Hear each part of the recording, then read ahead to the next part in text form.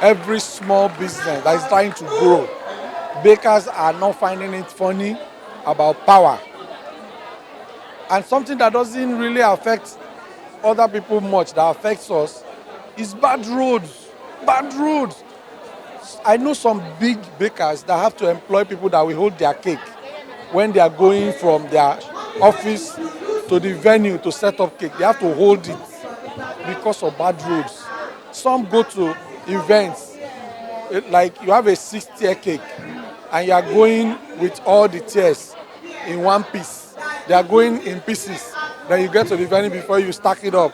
It's a lot of stress. The bad road is not helping us. A lot of things. How about the activities of local government officials that come and harass you in your shop? You know, a lot.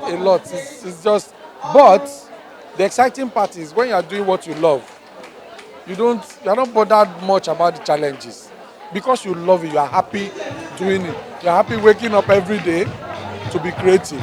It's fine.